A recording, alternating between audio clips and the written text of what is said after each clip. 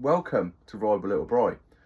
Now, been out on my bike for the past couple of times, well, past ride or two, and I've been getting like a clicking noise, what sounds like it's coming from my crank.